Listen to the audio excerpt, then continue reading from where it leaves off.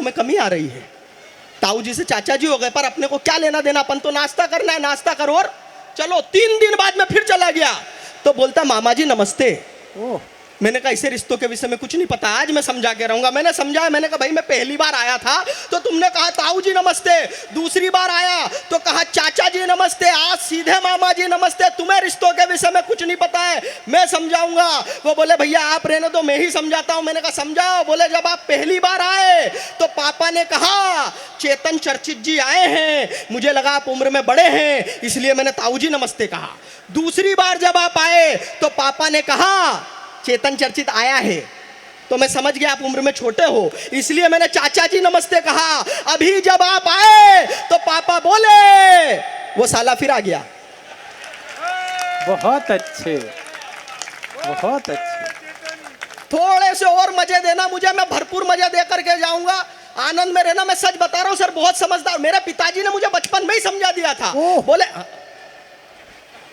मेरे से ज्यादा ये समझ रहे हैं। हाँ, मैं सच वो बोले बेटा देख तेरी हाइट तो बड़ी नहीं, कम से कम तू बातें बड़ा चढ़ा करके किया कर। हाँ। जैसे गलती से भी ये मत बता देना कि तू 10वीं फेल है, हालांकि मेरी हरकतों से लग जाता है। बोले गलती से भी मत बता देना कि तू 10वीं फेल है, बड़ा चढ़ा करके बताना कि तूने MBA किया है। मैंने कहा ठीक है पिताजी मैं समझ गया, आप मुझ पे छोड़ दो। बोले ना एक बार में तो तू समझता ही नहीं है। जैसे लड़की वाले आए वो रिश्ता तय करें, दहेज में मोटरसाइकिल देने की कहें तो बड़ा चढ़ा करके कार मांगना। मैंने कहा ठीक है पिताजी अब आप मुझ पे छोड़ दो। सर कसम से वो लड़की वाले आए, लड़की के पिताजी मेरे सामने, मैं उनके सामने, मैंने चश्मा लगाया हुआ था तो उन्होंने मुझसे आते ही पूछा ये चश्मा नंबर का है क्या? मैंने बड़ा चढ़ा करके बता दिया 5 साल से टीबी है, 5 साल से अंधा हूं। थोड़ी देर बाद मुझे खांसी आ गई तो उन्होंने मुझसे फिर पूछा खांसी हो रखी है क्या? मैंने फिर बड़ा चढ़ा करके बता दिया 10 साल से टीबी है। थोड़ी देर बाद उन्होंने मुझसे फिर पूछा हमारी बेटी तो पसंद आई ना? मैंने फिर बड़ा चढ़ा करके बता दिया मां पसंद आई है। बहुत अच्छे। अब तो आप लोग समझ गए होंगे कि मैं कितना समझदार हूं। हाँ, लेकिन अगर आप सच में समझ गए हो तो जरा थोड़ी सी तालियां बजा दो ताकि मैं समझ जाऊं। ये भी बड़ा चढ़ा के ही मांग रहा है। ऐसा नहीं है भैया, मैं सच बताऊं आप लोगों को, मेरे साथ में एक ही दिक्कत है, मेरी हाइट। मैं तो देख तेरे पीछे दीपक गावा जी आए हैं, भाजपा के जिला अध्यक्ष हैं शाहदरा के। 12-15 विधायक इनके अंडर में होते हैं। ये मैं भी बड़ा चढ़ा के ही बता रहा हूँ। लेकिन भैया मैं बड़ा चढ़ा करके बिल्कुल नहीं बता रहा। मैं, आप मेरी हाइट पे मत जाना, आपको लग रहा होगा कि इसकी उम्र अभी वोट डालने की भी नहीं हुई है। हाँ। लेकिन आप यकीन जानो सही समय पर अगर मैं शाहदरा शिफ्ट हो जाता तो फिर विधायक का टिकट मुझे भी मिल सकता था। ओह, ठीक लगा ले। जब बड़ा चढ़ा करके ही बताना, सांसद का भी मांग सकता हूँ। हाँ। हाँ, और फिर थारा भाई मोदी से कम है के ना? मैं क्या बताऊं आप लोगों को, मेरे साथ में बस ये दिक्कत होती है हाइट में। तो क्या बताऊं, मेरे घर के सामने से एक समय पे रोज एक लड़की निकलती थी। कहीं मामला नहीं बन रहा था तो मैंने लव लेटर लिखा, दिल का पूरा हाल लिख डाला और घर के बाहर वो अपने समय पे आई, उठाई और चली गई। मैंने कहा बढ़िया ये कोई जवाब देगी, लेकिन उसका कोई जवाब नहीं। 3-4 दिन तक ये क्रम चलता रहा, मैं लिखता रहा, फेंकता रहा, वो आती रही, उठाती रही, ले जाती रही, लेकिन उसका कोई जवाब नहीं। तो मेरा दिमाग खराब, मैंने पूरी हिम्मत करी, उसके घर गया और उसके पड़ोसी से पूछी, क्योंकि माँ बाप से पूछने की हिम्मत तो मेरी भी नहीं थी।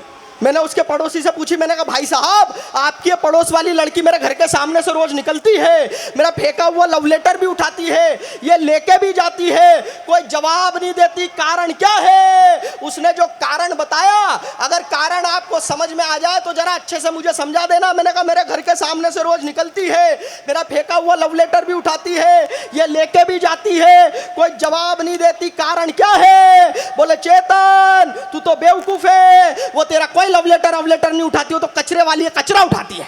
ओए होए, पूरे इंदौर का कचरा मैंने ऐसे ही साफ करवाया है। कहीं बात नहीं बन रही थी। अच्छा एक बार बन भी गई तो मैं बस में सफर कर रहा था उसके साथ में, वो खिड़की वाली साइड बैठी, मैं बगल में बैठा, कंडक्टर आया, बोले ticket ticket ticket madam ticket. उसने पैसे निकाले, बोले दोनों की दे दो। कंडक्टर ने उसकी तो फुल टिकट दी, मेरी हाफ टिकट। ओहो, और हाफ टिकट तक तो फिर भी ठीक था। कम वक्त जाते जाते ये अलग बोल के गया कि बहन जी हाफ टिकट पे पूरी सीट नहीं मिलती, अपने बच्चे को गोदी में बिठाइए। तो मेरा मामला तो इतना अद्भुत है, मैं क्या बताऊं आप लोगों को। हाँ बता दे। बता ही रहा हूं। एक बार एक लड़की मुझे सपरिवार देखने आई। अच्छा। अभी चिराग भैया ने बताया कि जेनी जो होता है थोड़ा सा अलग ढंग से सोचता है, थोड़ा सा उल्टा सोचता है।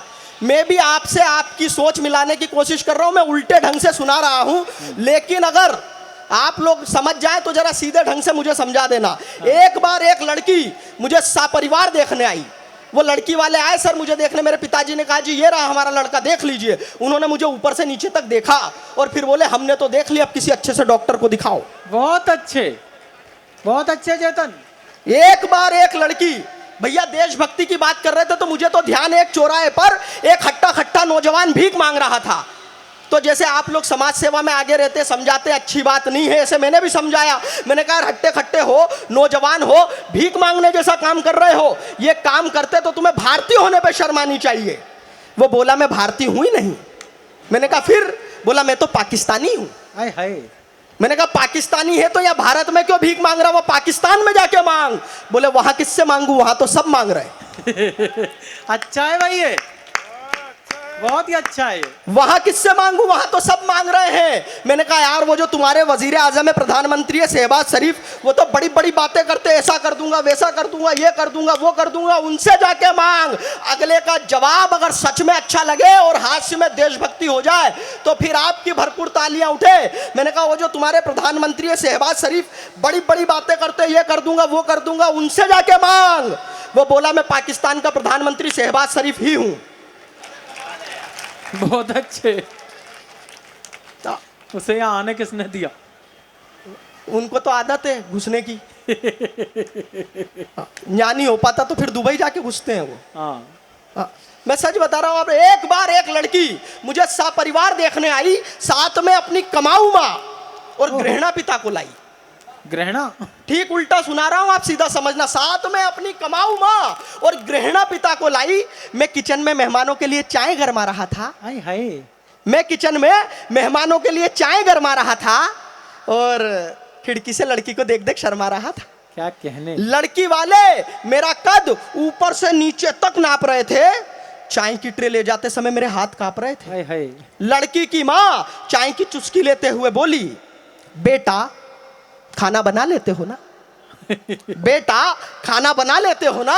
पिताजी ने अपने मतलब का सवाल पूछा, झाड़ू पोछा तो लगा लेते हो ना? हाँ। जवाब में हमारे पिताजी बोले, हमारा बेटा सर्वगुण संपन्न है, उसे सब कुछ आता है, बिल्कुल बेल जैसा एकदम सीधा साधा है। लड़की वालों ने थोड़ा थोड़ा, लड़की वालों ने थोड़ा थोड़ा और हमने भरपेट नाश्ता किया। हाँ। तो अपन क्यों छोड़े? लड़की वालों ने थोड़ा थोड़ा और हमने भरपेट नाश्ता किया। फिर मुझे लड़की के साथ अकेले में बात करने का मौका दिया।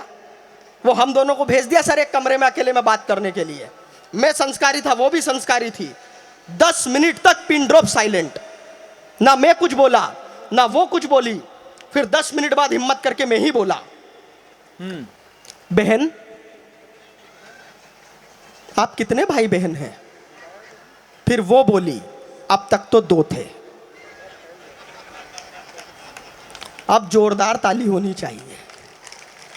हम दोनों को अकेले में बात करने का मौका दिया। लड़की का जैसे जैसे सवाल मेरी तरफ आ रहा था, मैं शर्माते हुए शर्ट की कॉलर चबा रहा था। हम दोनों अपने भविष्य का ख्वाब बुन रहे थे। उधर घर वाले चुपके से हमारी बात सुन रहे थे। अच्छा। वो बोलती जा रही थी, बोलती जा रही थी, बोलती जा रही थी। मैंने अपना मुंह बंद कर लिया। कुछ इस तरह हम दोनों ने एक दूसरे को पसंद कर लिया। फिर ये न्यूज बाहर ब्रेकिंग न्यूज की तरह ले आए, जिसे सुनते ही हम दोनों के घर वाले मुस्काए। चट मंगनी पट ब्याह की बात आई तो लड़की की माँ ने थोड़ा रुको की आवाज लगाई। अच्छा। बोली हमारी बेटी सरकारी अफसर है, लाख रुपया महीना कमाती है, ऊपर से ऊपर की कमाई भी आती है। अब आप लोग बताइए ये रिश्ता कैसे निभाएंगे? हमारी बेटी बहुत कीमती है, कितना दहेज दे पाएंगे? क्या कहने। वाह वाह वाह वाह वाह। मुझे उम्मीद नहीं थी इतनी भी तालियां बजेंगी, लेकिन इससे मेरा हौसला बढ़ा। हाँ। विदाई की भरपूर तालियां दे दीजिएगा, हमें हमारे बड़े कवियों को भी सुनना है। हमारी बेटी बेटी, हाँ। हमारी बेटी बहुत कीमती है, कितना दहेज दे पाएंगे? हमें तो चाहिए बड़ा सा बंगला, लग्जरी कार, मंजूर हो तो हाँ करूं, वरना सब बात बेकार। मेरे गरीब पिता बेबस और लाचार, कहां से दे पाते बंगला और कार? लड़की वालों के सामने हाथ जोड़कर बोले, हम दहेज नहीं दे पाएंगे। हाय हाय। लड़की वालों के सामने हाथ जोड़कर बोले, हम हंसते हंसाते इस देश की बड़ी विसंगति पर अगर कोई बड़ा प्रहार कर दे आपका बेटा, तो फिर आपके भरपूर आशीर्वाद की तालियां उठे। लड़की वालों के सामने हाथ जोड़कर बोले, हम दहेज नहीं दे पाएंगे, इस दहेज की आग में अपने बेटे को नहीं जलाएंगे। अपमान के इस घूंट से मेरा हृदय तक रो रहा था, मैं सर से लेकर पांव तक पसीने पसीने हो रहा था। तभी मेरी नींद टूटी। वाह। बाबूजी ने ताली बजाई, उनके चेहरे पे मुस्कान आई, लेकिन अगली पंक्ति, अगर ये ठहाका, ये मुस्कान संवेदना में बदल जाए तो मुझे वो तालियां देना जिसके लिए मैंने आपसे आग्रह किया था। तभी तभी तभी तभी तभी मेरी नींद टूटी तो खुद को बिस्तर पर पाया। इस भयानक सपने ने मुझे सारी सारी सारी रात जगाया। आज मेरा मन दहेज के दानव का दिया हर दर्द मानता है। बेटी के बाप पर क्या बीतती है बस उसका दिल जानता है। बेटी के बाप पर क्या बीतती है बस उसका दिल जानता है। इस घटना के बाद यह बात मेरे जहन में कुछ यूं घुल गई, सही मायने में उस रात मेरी नींद नहीं टूटी बल्कि मेरी आंखें खुल गई। हाय हाय। अगर आपकी भी आंखें खुल गई हो तो जरा दोनों हाथों को हवा में उठाइए और जोरदार तालियां बजाइए। बहुत बहुत आभार।